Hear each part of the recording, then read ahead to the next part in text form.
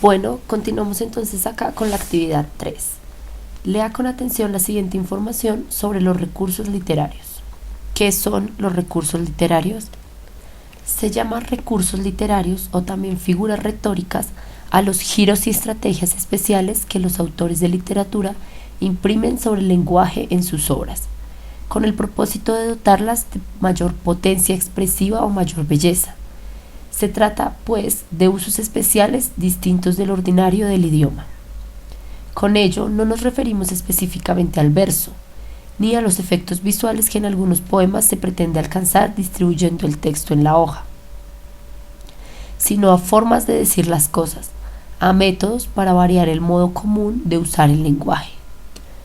Conviene aclarar que todas las obras literarias están escritas con un lenguaje fuera del ordinario o alejado de lo común, no solo en verso, sino también en prosa. Pero aún así el uso de los recursos literarios le imprime un sello único, singular a la obra, algo que forma parte del estilo de cada escritor. También hay que decir que muchos de estos recursos literarios pueden darse en la lengua común, como formas de juego, de énfasis o de potenciar lo dicho, pero no es el usual de la utilización de la lengua hablada. Los chistes, los relatos orales y varias formas de expresión semejante son abundantes en giros ingeniosos del lenguaje. Bueno, entonces, como nos dice el texto, los recursos literarios se utilizan para enriquecer el texto, para generar énfasis o potenciar lo dicho. Lo encontramos en la lengua hablada, en chistes, en relatos, en dichos, pero por lo general lo encontramos en novelas, cuentos, historias. Entonces vamos a revisar cuáles son esos recursos literarios. Listo, el primero es la metáfora o símil, que se encarga de hacer una comparación entre dos cosas que por lo general no tienen nada que ver, como en el ejemplo, el rubí de tus labios. Entonces es una metáfora, está comparando una piedra preciosa como lo es el rubí con los labios de una persona. Entonces esto sería la metáfora. Y el símil es cuando utilizamos la palabra como. Tus labios rojos como rubíes. Entonces esta figura es más o menos lo mismo porque hace una comparación, solamente que el símil utiliza la palabra como. Vamos con el siguiente, que es la metonimia. Entonces la metonimia es cambiar. Listo, entonces la metonimia es cuando hacemos un intercambio de referentes, pero en estos referentes siempre hay una relación entre la parte que utilizamos por la cosa en general. Por ejemplo, acá que dice leíamos a Cervantes, en vez de decir leíamos la obra de Cervantes. Listo, no es necesario decir la obra de Cervantes, ya que cambiamos la cosa por el autor. Y acá fuimos a comer chino. Entonces acá entendemos que fuimos a comer comida china. Cambiamos la comida por la nacionalidad y se entiende perfectamente. Vamos con la siguiente, la hipérbole, que consiste en una exageración. Es una exageración poética para enriquecer la característica del personaje. Por ejemplo, Bruno era largo como el asta de una bandera. Esto nos indica que Bruno era una persona muy alta. Y obviamente el asta de una bandera pues es una comparación exagerada. Pero esto nos ayuda a enriquecer el texto y a exagerar las características del personaje. Bueno, vamos ahora con la personificación.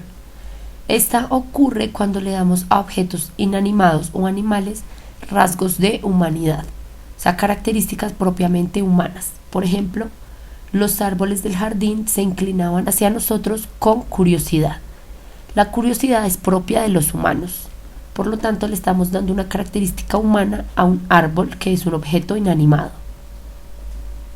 Esta figura la podemos encontrar muchísimo en las fábulas, donde los personajes principales son animales con características humanas. Continuamos con el oxímoron, que es cuando juntamos dos términos que son normalmente opuestos.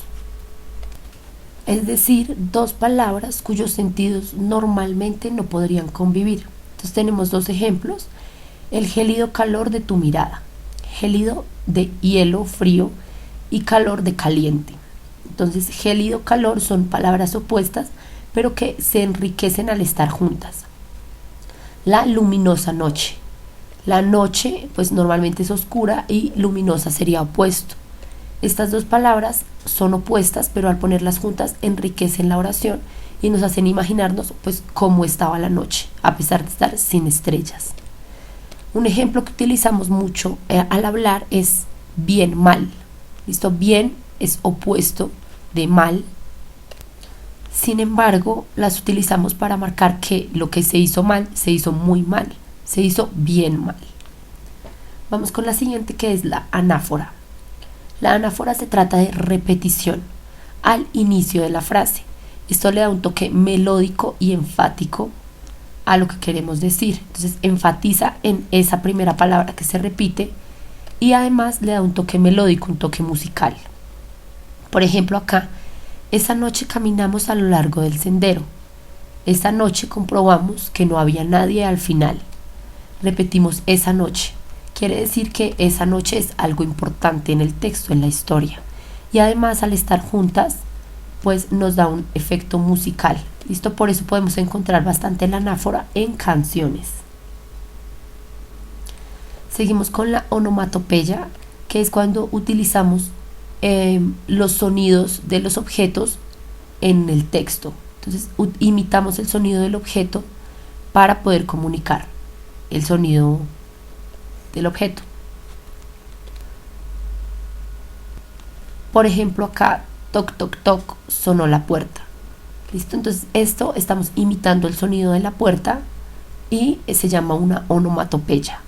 No soportaba el constante tic-tac del reloj.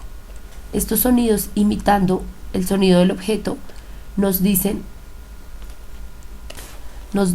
indican el verdadero sonido. ¿Listo? Entonces nos asemejan al objeto y nos hacen imaginarnos pues cómo sonó, enriquecen el texto.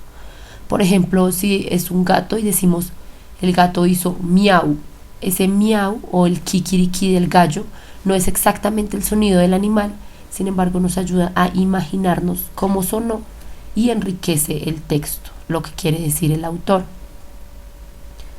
Finalmente continuamos con el elipsis, que consiste en la omisión, es decir, en evitar decir ciertas cosas. Por ejemplo, Paula tomó el sendero de la derecha, María el de la izquierda. Entendemos que María tomó el sendero de la izquierda, pero no es necesario decir sendero nuevamente. De igual forma acá, desperté bañado en sudor, ella arropada y totalmente seca. Entendemos que ella despertó arropada y totalmente seca. No es necesario volver a repetir la palabra despertar. Esta elipsis la encontramos también mucho en las películas o series, como por ejemplo cuando nos dicen 6 meses después, se hace una elipsis de esos 6 meses. Sin embargo, al continuar la historia los 6 meses después, entendemos perfectamente qué fue lo que pasó y no se pierde la lógica de la historia. Por último tenemos la aliteración. La aliteración es un recurso del sonido, es decir, que se construye un sonido de manera, o sea, a propósito, de manera deliberada, para generar una melodía específica o enriquecer el texto de alguna forma específica. Por ejemplo, acá para la adivinanza utilizamos el sonido te la digo y te la digo, te la vuelvo a repetir. Acá entendemos que la solución es tela y lo sabemos gracias al sonido que se creó en la oración. Otro ejemplo es se oyeron los clásicos clarinetes. Esta ya no es una adivinanza, pero tenemos cla, cla. Se repite el sonido y genera un ritmo particular en la oración. Clásicos clarinetes. Bueno, ahora vamos a revisar cuáles son las actividades, ejercicios para esta parte del taller. El segundo punto después de la lectura es busque un cuento, una fábula, péguelos en la hoja examen, léalos con atención y señale qué recursos literarios encontró en ellos. Entonces deben escoger un cuento o una fábula, no ambos, solo uno de los dos. Acá vuelve y juega si tenemos la hoja examen. Si lo están haciendo en un cuaderno, lo pegan en un cuaderno. Si lo están haciendo en un archivo Word, lo pegan directamente en el archivo. Los vamos a leer, ya sea el cuento o la fábula que hayamos seleccionado, y vamos a señalar qué recursos literarios encontramos. Entonces, por ejemplo, digamos, en la fábula está la oración: el zorro timbró, ding dong sonó el timbre. Ahí tenemos dos características. Una, la personificación, porque les estamos dando una característica humana a un zorro. Los zorros no timbran. Y la onomatopeya, ding dong, estamos imitando el sonido del timbre. Ahí habría dos. Entonces ustedes deben subrayarlos y decir cuál es. El siguiente es: busque un ejemplo de cada uno de los recursos literarios y escríbalo. También lo puede recortar y pegar. Para este ejemplo, lo que tienen que hacer es buscar un ejemplo por cada una de estos recursos literarios. Entonces, en total van a ser 10 ejemplos, ya que tenemos 10 recursos en el texto. Por ejemplo, digamos la metáfora, y ponen acá el ejemplo: tan bella como una rosa, comparando a la persona con una rosa. El siguiente, metonimia, y ponen su ejemplo. El siguiente, onomatopeya, y ponen su ejemplo. Y así sucesivamente con todos los recursos literarios que revisamos. Asimismo, entonces eso es todo lo que deben hacer en todo el taller. Estos son los últimos 2 puntos. ¿Alguien tiene alguna pregunta sobre esto?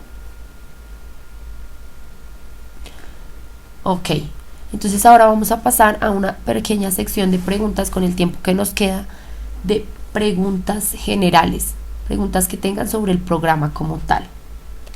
Acá les recuerdo, el correo al que deben enviar el taller es trebolsocial@gmail.com. Tienen fecha máxima de enviarlo hasta el 15 de julio, que inicia el siguiente taller. Ok, la pregunta en cuanto al ICFES. Entonces, el ICFES no es necesario presentarlo para graduarse del bachillerato. Por lo tanto, este año ya no lo alcanzamos a presentar. Sin embargo, las inscripciones se abren a final de año y el ICFES se presenta en febrero, marzo más o menos. Nosotros prestamos la asesoría para inscribirse al ICFES y asimismo pues les ayudamos en la inscripción y demás. Por lo general el ICFES tiene un costo entre 60 y 70.000 pesos. Este dinero se paga directamente a la entidad del ICFES. También más adelante tendremos un programa de pre-ICFES por si ustedes están interesados en tomarlo. Si ya presentaron el ICFES, no es necesario volver a presentarlo. Si ustedes quieren presentarlo, pues lo pueden hacer. No, el ICFES ya no es necesario para graduarse del bachillerato, pero sí es necesario para entrar a la educación superior, ya sea a un técnico, tecnólogo o a un profesional. El ICFES se solicita en la mayoría de instituciones.